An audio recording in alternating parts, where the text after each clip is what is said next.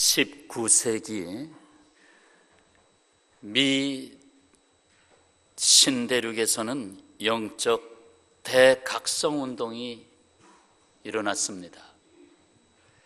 그 지도자로서는 조나단 에드워드 그리고 함께한 찰스 피니가 대표적인 지도자들입니다. 그 중에 농부의 7번째 아들로 태어났던 찰스 피니가 청년 시절 뉴욕 변호사 회사에서 변호사로 일할 때였습니다. 하루는 그가 새벽에 기도를 하는데 주님의 음성이 임했습니다. 피니야, 너는 지금 하고 있는 일이 끝나면 무엇을 하려느냐? 지금 변호사 사무실에 와서 변호사 일을 보고 있는데 그 일이 끝나면 넌 무엇을 하려느냐? 제 이름으로 간판을 내걸고 변호사 사무실을 개업할 겁니다. 그래? 그 다음에는 무엇이 되겠느냐? 부자가 되겠습니다. 그 다음에는 무엇을 하겠느냐? 은퇴하겠지요. 그 다음에는 무엇을 하겠느냐? 아무래도 죽겠지요. 죽은 후에는 무엇을 하겠느냐? 그때 정신이 번쩍 들었습니다. 죽은 후에는 무엇을 하겠느냐? 그는 이렇게 대답을 했습니다. 심판을 받겠지요. 이렇게 대답을 하고 나니 두려움이 꽉 차올랐습니다. 두려움이. 그러면서 자문자답합니다. 과연 내가 심판대 앞에 바르게 설 수 있을까? 심판대 앞에 내가 어떻게 설 수 있을까? 그리고는 그는 그 자리에서 일어나 산으로 가서 무릎을 꿇고 부르짖어 기도하게 됐습니다. 그 새벽부터 계속 한나절이 지나고 오후 늦게까지 계속 부르짖음의 기도가 되었습니다. 하나님, 저는 지금까지 형식적으로 주님을 믿었지요. 진정으로 믿지 못했습니다. 저를 구원해 주시고 평안을 주옵소서. 뭐라고 기도했어요? 구원해 주시고 평안을 주옵소서. 드디어 평안이 임하기 시작했습니다. 다시금 주님의 음성이 들려옵니다. 피니야, 나는 네가 변호사가 되지 아니하고 너 자신을 내게 맡겨 주의 종이 되기를 원한다. 그는 참 평안을 얻기까지 중요한 결단을 해야만 했습니다. 한창 변호사로 출세의 가도를 달리고 있었습니다. 돈을 잘 보니까 내가 남의 회사에 들어가서 직원으로 있는 것보다는 차라리 내 이름으로 개업을 해야겠다. 그래서 개업 준비를 다 하고 이제 내가 내 이름으로 변호사 사무실을 차려야 되겠다. 그런데 주님은 그것을 내려놓아라. 그것을 버리고 너는 내가 원하는 주의 종이 되어야 하겠다. 결국 이 부름 앞에 이 찰스 피니가 응답을 했습니다. 그래서 주의 종이 됐습니다. 성령의 불이 그에게 임했습니다. 영적으로 크게 침체되었던 미국의 대각성운동의 지도자로 서게 됐습니다. 제 서재에도 찰스 피니의 책에 두꺼운 게 하나 있는데 참으로 그의 영성을 통해서 미국을 깨우는 데 크게 쓰임받았습니다. 이는 아브라함이 부름을 받을 때에도 같은 이야기였습니다. 믿음으로 아브라함은 부르심을 받았을 때에 순종하여 장래의 유업으로 받을 땅에 나아갈새 갈 바를 알지 못하고 나갔으며, 갈 바를 알지 못하고라는 것은 내 계획이 아직 서지 않았는데, 내 생각이 아니었는데 나간다는 것입니다. 자, 왜 이런 말씀을 드리냐 하면 오늘 말씀 제목이 뭡니까? 성령의 열매 세 번째 말씀입니다. 화평이라는 것은 하나님의 뜻을 받아들이는 것이다. 하나님의 뜻을 받아들이기까지는 화평을 이룰 수가 없다. 평안을 이룰 수가 없다는 거예요. 성경을 열어보면 화평, 평화, 평안, 평강 전부 평자가 들어가 있죠.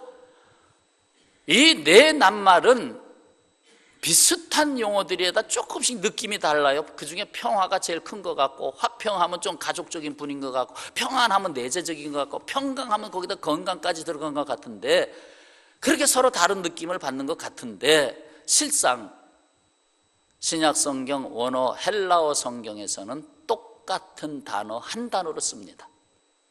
한국말로 번역할 때 이게 여러 개로 번역했지만 실제로는 에이레네라고 하는 한 단어입니다. 에이레네. 그것을 영어로 번역할 때는 우리 교회 이름 피스, 피스로 번역하는 것입니다. 피스. 화평도 피스고 평강도 피스고 평안도 피스고 다 피스로 번역하는 것입니다. 그리고 구약에서 이 평안은 어떻게 표현되느냐? 바로 샬롬, 히브리 말로 샬롬이라고 표현되고 있습니다. 그 의미로서는 평화, 번영, 그리고 하나됨, 그리고 고요함, 그리고 안식, 국가적으로는 전쟁이 없는 상태 등을 표현할 때 이 단어를 사용했습니다. 대표적인 말씀을 기억해 보겠습니다. 예수께서 이 땅에 탄생하셨을 때 천군 천사의 찬송이 울려 퍼집니다. 지극히 높은 곳에서는 하나님께 영광이요, 땅에서는 하나님의 기뻐하신 사람, 하나님이 기뻐하신 사람들 중에 평화로다 하면서 하나님의 백성들에게 평화가 선언되고 있음을 말씀하고 있습니다. 예수께서 이 땅에 탄생하심으로 평화의 문이 열리고 있다는 것을 말씀하고 있습니다. 예수께서 이 땅에 오심으로 당신의 성품 평안을 우리에게 주셨는데, 요한복음 14장 27절 평안을 너희에게 끼치노니 곧 나의 평안을 너희에게 주노라.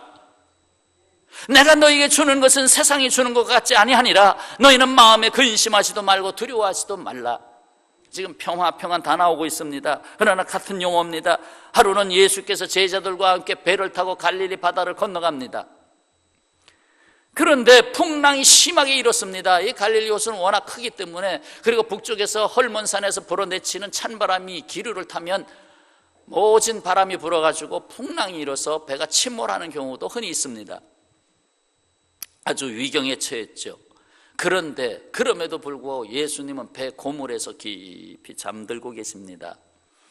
제자들이 예수님을 깨웁니다. 선생님이여, 우리가 죽게 된 것을 돌보지 아니하시나이까? 예수께서 일어나셔서 바람을 꾸짖습니다. 잠잠하라 하고 꾸짖어서 잠잠 아주 고요하죠. 즉시 순간적으로 조용해졌습니다. 이 사건 속에서 우리는 무엇을 볼 수 있습니까? 주님은 아무리 파도가 달려들고 바람이 불어쳐도 흔들리지 않았다는 것입니다. 요동하지 않으셨다는 것입니다. 절대적인 평안. 예수님은 절대적인 평안의 주라 하는 말씀입니다. 이는 전적으로 물결이 하나님의 손에 붙잡혀 있고, 그리고 그 모진 바람도 하나님의 입에서 나오는 것에 불과하다는 것을 알고 있습니다.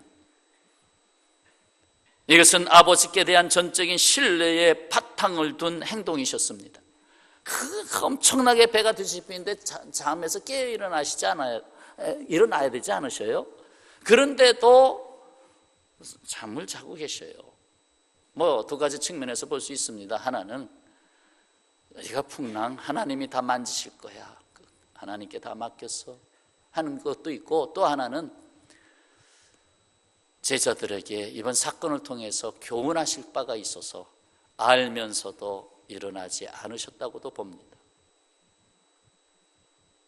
예수께서 세례를 받으실 때나 높은 산에 올라가셔서 변모되셔서 얼굴에서 너무 이 세상에서 빛을 찾을 수 없는 그 빛의 광채가 막 나고, 그럴 때에 하늘에서부터 음성이 내려왔죠. 그 음성, 하나님의 음성이 똑같이 들려왔는데, 이는 내 사랑하는 아들이요 내 기뻐하는 자라 하는 음성을 받게 됩니다. 결국 무슨 말씀입니까? 하나님과 독생자 예수 그리스도와의 관계는 사랑의 관계고, 하나님이 기뻐하시는 관계고, 그래서 예수님께서 하나님 아버지에 대한 그 관계성 역시 똑같습니다. 그래서 사랑과 신뢰의 관계 속에서 보여줄 수 있는 아주 큰 평안이에요.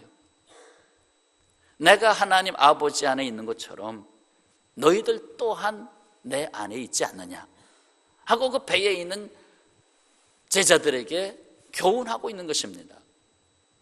제자들은 예수님을 사실상 거칠게 깨웠죠. 선생님이요, 우리가 죽게 된 것을 돌보지 아니하시나이까? 지금 보세요, 상황을 보세요. 배가 뒤집힐 지경입니다. 어찌하여 이렇게 가만히 계십니까? 하고 막 예수님께 아주 심하게 거칠게 말했습니다. 어찌 예수님께서 돌보시지 않느냐 따지는 겁니다. 예수님의 무한한 평안 속에 있는, 사실 예수님의 무한한 평안 속에 있는 그들이었지만 그들은 따지고 있습니다. 사실 예수님께서 이 배에 있는 제자들을 하나님께 맡기셨고, 그것뿐만 아니라 이 배가 떠날 때에 이 배 하나가 떠난 게 아니라요, 수많은 배가 따라왔습니다. 다른 배들이 전부 무리들이 거기 올라타고 예수님 헤어지기 싫어가지고 막 따라 선단을 이루면서 가는데 풍랑이 일어난 겁니다. 이게 얼마나 많은 사람이 죽을 수도 있는 상황이었는데 예수님은 아주 깊은 고요함 속에서 잠에 드셨습니다. 사실상 제자들의 불신이지요. 그 불신 비난받아야 마땅하지요.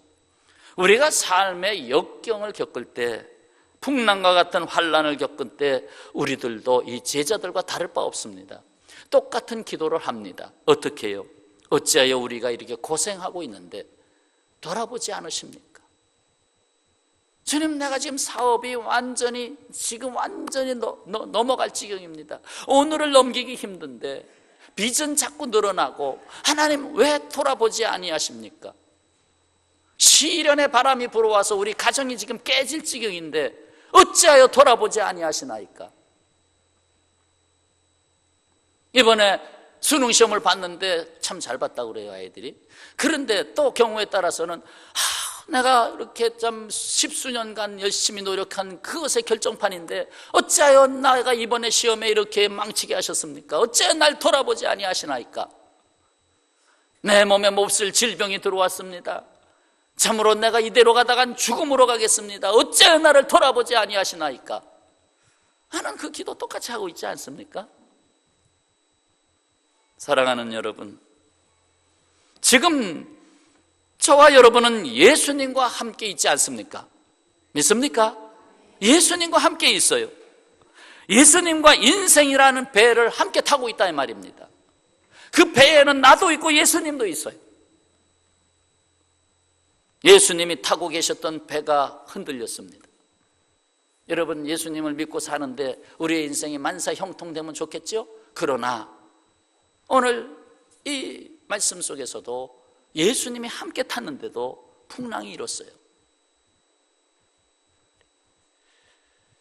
그러나 예수님이 함께한 그 배는 결코 침몰하지 않았습니다.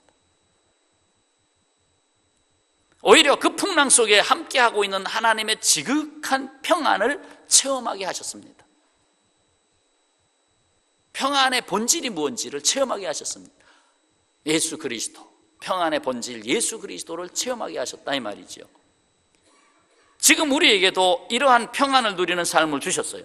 로마서 5장 1절에 우리가 믿음으로 의롭다 하심을 받았으니 우리 주 예수 그리스도로 말미암아 하나님과 화평을 누리자. 하나님과 화평을 누리자. 하나님과 좀 다투지 말자. 하나님의 생각이 내 생각 안 맞아요 하고 다투지 말자. 하나님과 화평을 누리자. 하나님 나를 이렇게 끌고 가려고 하는데 나는 내 지식으로는 도저히 안 맞습니다. 하나님과 티각태각하지 마라. 하나님 원망하지 말고 하나님과 다투지 마라. 하나님과 화평을 누리자.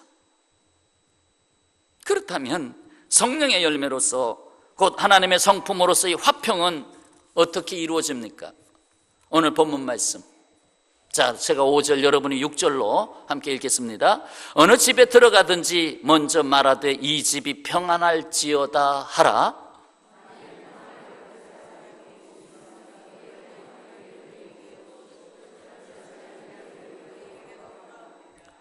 아멘.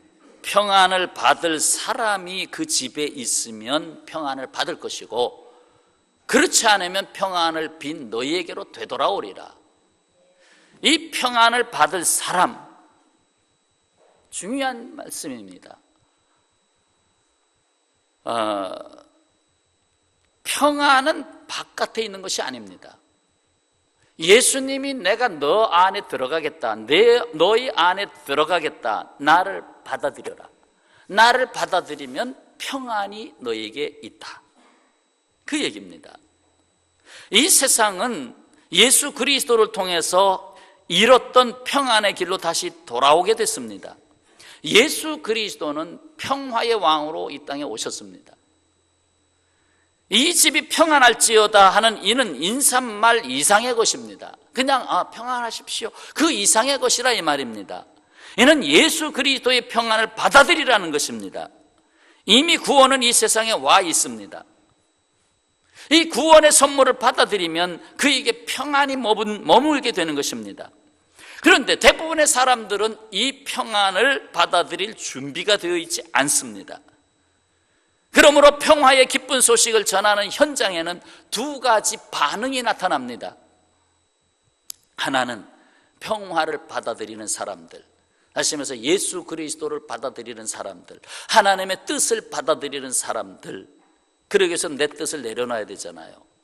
그동안 내 뜻대로 살았는데, 그래서 받아들이는 사람들이 있는가 하면 평화를 그에게 끼치려고 하는데, 평화의 본체를 그에게 소개하고 받아들이라고 하는데 아니라고. 나 예수님 그런 거 나 안 믿는다고, 나는 나밖에 믿을 사람이 없어 하면서 부딪히게 되는 거예요. 그러면 거기서 분쟁이 일어나는 거예요. 다툼이 일어나는 거죠. 하나님과 나 사이에 다툼이 일어나는 거예요. 예수께서 이 말씀을 하셨습니다. 마태복음 10장 34절에 내가 세상에 화평을 주러 온 줄로 생각하지 말라. 화평이 아니요 검을 주러 왔노라. 대체적으로 평화를 주러 오셨습니다. 그러나 평화가 들어가야 할 자리에 받아들이지 아니하면 검이 된다는 거예요. 영적 전쟁이 일어나는 거예요. 그렇습니다. 평화, 화평, 평안, 평강, 이 모든 것은 하나님의 뜻을 받아들일 때 오는 것입니다. 하나님의 뜻은 완전합니다. 그건 믿으시죠? 그런데 인간의 뜻, 나의 뜻은 완전하지 않습니다. 저를 포함해서 완전하지 않습니다. 그래서 그것이 만약에 완전하다면 인간의 삶 속에 왜 불화가 있겠어요? 불화. 내 딴에는 내 생각, 내 뜻이 완전한 것 같지만 둘이 모이면 안 맞아요. 안 맞아. 자, 이 성경 말씀을 알고 계십니까? 요한 1서 2장 17절입니다. 이 세상도 그 정욕도 뭐하죠? 지나갑니다. 지나간다. 이 세상도 그 정욕도 지나가대. 지나가는 거 여러분 느끼십니까? 제가 오래전에는 경로석에 버스나 이렇게 경로석에 앉는 분들을 보고 아이고 할아버지가 되셔서 할머니가 되셔서 저렇게 앉는구나, 나도 언젠가는 저렇게 할아버지가 되려나 한 것이 불과 그 생각을 가졌던 것이 불과 10여 년 전인 것 같아요. 근데 요즘은 생각이 바뀌었어요. 아이고 네가 나를 기다리는구나. 그래서 일부러 경로석에 아직은 안 앉아요. 나이가 있으니까, 아직 50대니까 아직 안 앉아요. 그래도 나더러 자꾸 너도 빨리 와라, 너도 이 자리에 앉게 될 거다 하고 자꾸 부르고 있어.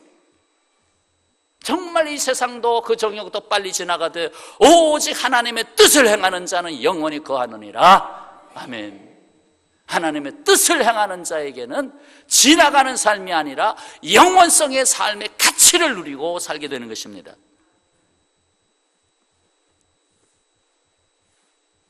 결국 평안은 나를 내려놓고 하나님의 뜻 안에서 누리는 안식의 결과입니다. 중요한 개념이에요. 평안이라는 게 뭐냐? 그냥 우리 사이좋게 지내자 이게 아니고요. 평안이란, 평화란, 화평이란, 평강이란 나를 내려놓고 하나님의 뜻 안에서 누리는 안식의 결과다.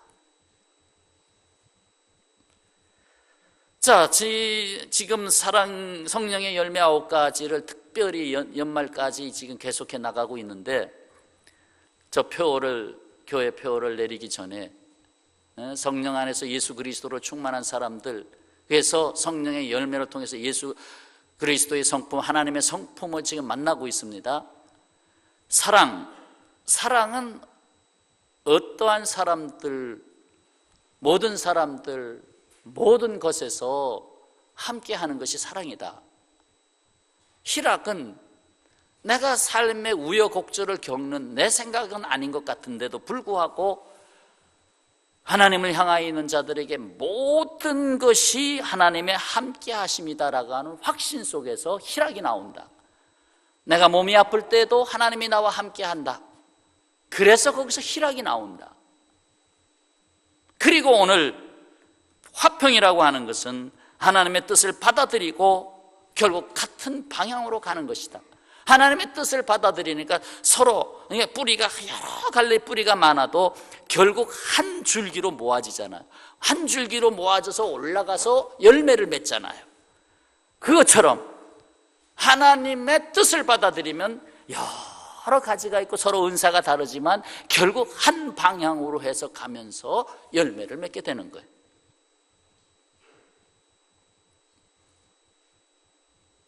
강아지와 목줄의 비유를 좀 하겠습니다. 애완용 강아지를 산책을 시키기 위해서 목줄을 매가지고 쭉 가는데, 이 애완용 강아지가 다른 연애할 배우자를 만난 거예요.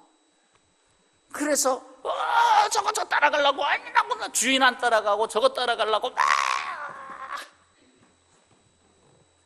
그러니까 목이 땡겨지고 평안이 없는 거예요. 그러나 주인이 목줄을 했지만 주인을 따라 철랑철랑 주님을 나가 또 곁에 붙어서 가면 목줄의 의미가 없는 거예요. 자유함을 누리는 거예요. 그 주인 안에서 편안함을 누리는 거예요. 결국 우리 인생은 하나님의 뜻이라고 하는 생명의 줄로 나를 끌고 가는데, 그걸 내가 내 생각으로 버텨, 아니라고 내 생각으로 버티면 버틸수록 더 힘들어지고 더 고통스러워지고, 이왕 갈 길 끌려가서 되겠어요? 주님이 나를 갖다가 주님의 은혜로 이끌고 가려고 했는데 끌려가지 말고 달려가야죠. 바울이 붙잡힌 바 된 것을 잡으려고 쫓아가노라. 붙잡힌 바 된 것을 잡으려고 믿음으로 경주하는 삶을 살지 않았습니까? 우리 그리스도인은 예수 그리스도와 사랑으로 결합되어 있습니다. 사랑으로 결합될 때에 그 목적도 결합됩니다. 내가 누구를 사랑합니다. 배우자가 됐습니다. 그러면 그 사랑하는 관계 속에서 목적도 하나로 나가는 것입니다. 예수 그리스도 이름으로 선택받은 사람들은 이러한 사랑의 결합을 통해서 예수 그리스도, 예수님의 뜻을 따라 그분과 하나 됩니다. 여기서 세상이 주지 못하는 주님의 평안에 들어가게 됩니다. 그렇습니다. 내가 하나님 안에 있고 하나님의 주권이 나를 온전히 지배하기 전까지는 평안이 없고, 평안의 뒷면 쉼이 없습니다. 마음에 쉼이 없어요. 돈은 엄청나게 수십억, 수백억 쌓아놨는데 밤에 잠을 자려고 하는데 평안이 없어요. 잠이 잘 안 와요. 쉼이 없어요.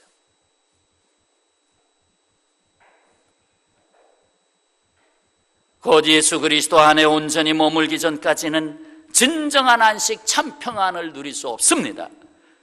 예수께서 인생들을 향하여 뭐라고 하셨습니까? 수고하고 무거운 짐진 자들아. 이것이 주님이 세상을 보면서 진단한 거 아니에요. 인생을 진단하니까 수고하고 무거운 짐을 진 자들이다. 여기에 어떻게 쉼을 찾을 수 있겠습니까? 그 짐을 계속 메고 어떻게 살겠습니까? 오직 예수 그리스도께서 이 같은 평강을 주십니다. 빌립보서 4장 7절의 말씀입니다. 자, 함께 봉독합시다. 그리하면 모든 지각에 뛰어난 하나님의 평강이 그리스도 예수 안에서 너희 마음과 생각을 지키시리라. 아멘. 마음과 생각을 지키지 못하고 맨날 곤고함과 방황과 두려움과 불안 속에 살고 있는데, 모든 지각에 뛰어난 하나님의 평강이 예수 안에서 이루신다는 거예요. 어떤 평강이에요? 모든 지각에 뛰어난, 곧 나의 지식과 나의 생각을 넘어서는 평강입니다. 여러분, 내 생각대로 되는 것이 평강이 아닙니다. 내 생각대로 척척 되어간다가 평강이 아닙니다. 하나님의 뜻대로 되는 것이 평강입니다. 그러므로 내 생각을 내려놓고 하나님께 자신을 완전하게 맡기기 전까지는 진정한 평강과 안식을 얻을 수가 없습니다. 사랑하는 여러분, 이제는 내가 주님의 뜻을 받아들여서 그 뜻을 따라 살겠다, 이것이 결단되지 않고는 진정한 평강의 삶을 살 수가 없어요. 이사야서 26장 3절에 주께서 심지가 견고한 자를 평강하고 평강하도록, 반복했어요. 평강하고 평강하도록 지키시리니 이는 그가 주를 신뢰함이니이다. 하나님께 자신을, 하나님을 믿고 자신의 인생을 하나님께 맡기는 자에게 평강하고 평강하도록 하시겠다는 거예요. 예수께서 말씀하셨습니다. 나는 마음이 온유하고 겸손하니 나의 멍에를 메고 내게 배우라. 그러면 너희 마음이 쉼을 얻으리니. 이 쉼에다가 평강을 얻어도 괜찮아요. 너희 마음이 평강을 얻으리니 나의 멍에를 메고 내게 배우라. 나의 멍에를 메고 내게 배우라. 그렇습니다. 오히려 주님이 내게 주신 십자가를 질 때에 안식을 얻게 된다는 거예요. 언젠가 그런 말씀을 드렸죠. 내가 십자가를, 주님이 내게 맡겨준 십자가를 즐겨 감당하니까 십자가가 나의 인생의 날개가 되더라. 날개가 되더라. 내가 스스로 쉰다고 쉬는 것이 아닙니다. 직장을 쉬어본 사람들 경험이 있지 않습니까? 내가 직장을 쉬게 됐는데 1년을 쉬었다. 이제 가야 되는데 2년을 쉬었다. 내가 백수라는 말을 들어야 되나 하면서 고통을 겪게 됩니다. 왜 쉬는 게 아니에요. 자, 나이가 들어서 은퇴를 합니다. 은퇴를, 이제 내가 이 세상의 노고를 그치게 됐다. 맨날 직장 또 건축 현장 다니면서 그 뼈 빠지게 일했는데 이제 비로소 내가 쉼을 얻게 됐다. 그런데 그 쉼이 1년이나 좋을까요? 길어야 2년 정도? 내가 쉬면서 이제 자식들이 용돈 주는 거 가지고 또 이제 조금씩 연금 나오는 거 가지고 등산도 다니고 또 친구들이랑 여행도 하고 참 좋다. 근데 1년은 간다고 그래요. 1년은 가고 좀 길어야 2년은 가는데 3년부터는 그래도 코피 흘리면서 일했던 그때가 좋았는데, 그렇다는 거예요.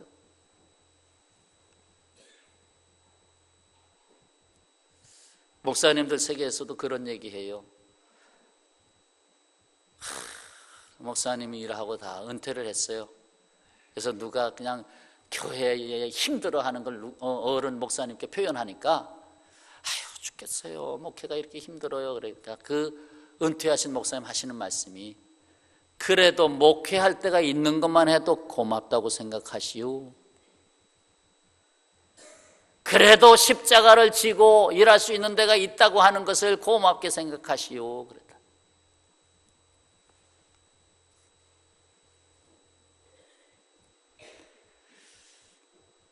일꾼을 부르는 때입니다. 교사를 하다가 내가 이제 교사 많이 했으니까 좀 쉬어야 되겠다. 안식년 정도로 쉬는 건 괜찮아요. 내가 6년을 했으니까 한 해 쉬고 또 하겠습니다. 그러면 쉬세요. 그러나 그 다음에 또 할 것을 약속하고 쉬셔야 합니다. 왜? 그래도 내가 아이들을 가르치면서 교사로 있을 때가 내가 그때가 제일 좋았다. 그때 나의 신앙이 주님 안에서 쉬고 있었다. 그때 내가 진정 평안을 얻었다. 그런데 지금 아무것도 안 하고 한 자리에 조용히 앉았다 가는데 왜 그런지 마음은 편안하지 않고, 왜 그런지 만족스러운 것도 없고, 왜 그런지 이방인 같고, 왜 그런지 번동평화교회가 내 교회 같지 않고, 그렇단 말이에요. 그래서 역시 제 십자가를 지고 나를 따르라. 그 제 십자가를 질 때에 진정 예수 그리스도 안에 있는 평안을 누리는 것입니다. 시편 119편 165절에 주의 법을 사랑하는 자에게는 큰 평안이 히브리 말로 샬롬이에요. 샬롬. 큰 샬롬이 있으니 그에게는 장애물이 없으리이다. 곧 하나님의 말씀을 따르는 자에게, 그 말씀 하나님의 뜻을 따라가는 자에게 큰 평안을 주시고, 그 앞에 있는 장애물 같았는데 좀 지나고 돌아보니 저게 디딤돌이 됐네. 장애물인 줄 알았더니 디딤돌이 됐네. 그렇게 역사하시는 겁니다. 이러한 평안은 믿음과 함께 동행하고 있습니다. 다시 풍랑 속으로 가볼까요? 풍랑 속에서 평안을 잃었던 제자들, 예수님께서 풍랑을 잔잔케 하시고 제자들에게 요구하신 것이 있습니다. 뭘 요구하셨나요? 마가복음 4장 40절, 어찌하여 이렇게 무서워하느냐? 너희가 어찌 믿음이 없느냐? 라고 했어요. 믿음이 없느냐? 무슨 믿음이에요? 얘들아, 지금 내 앞에 누가 있느냐? 바로 예수 그리스도가 있지 않느냐? 예수 그리스도가 너와 한 배를 타고 있지 않느냐? 어찌 그것을 믿지 못하느냐? 죽어도 너희와 함께 죽을 거고 살아도 너희와 함께 죽을 텐데 내 인생이란 뱃속에 나 예수 그리스도가 함께 있지 않느냐? 이거 왜 믿지 못하였느냐? 이거 왜 믿지 못하였느냐? 예수님이 코앞에 계셨어도 예수님을 내 앞에 온전히 모셔드리지 못해서 풍랑 속에서 잠자고 계시는 진정한 평안을 누신 예수님을 바라보지 못하고 오직 예수님은 안 보이고 풍랑만 보이는 거예요. 이런 얘기가 있습니다. 삭개오가 예수님을 만난 후에 어느덧 세월이 흘렀습니다. 열정과 기쁨이 식어졌을 때에 삭개오가 이전에 자기가 올라갔던 그 뽕나무로 다시 올라갔다는 것입니다. 다시 돌아가서는 그 나무 위에서 외칩니다. 주님, 그때가 그립습니다. 그때가 그립습니다. 주님. 예수님을 보고 싶어서 뽕나무 위로 올라갔는데 예수님이 무리를 해치고 삭개오야 내려와라. 내가 오늘 너의 집에 좀 함께 있겠다 하면서 자신의 인생에, 자신의 집에, 자신의 삶의 자리에 찾아 들어오신 예수 그리스도. 하나님, 그때가 그립습니다 했다는 전설 따라 삼천리 이야기입니다.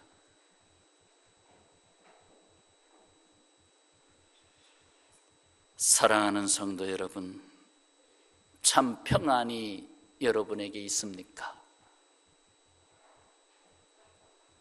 폭풍이 일어도 환란이 몰아쳐도 심지어 전쟁이 일어나도 한간에는 지금 12월 전쟁설이 돌고 있습니다.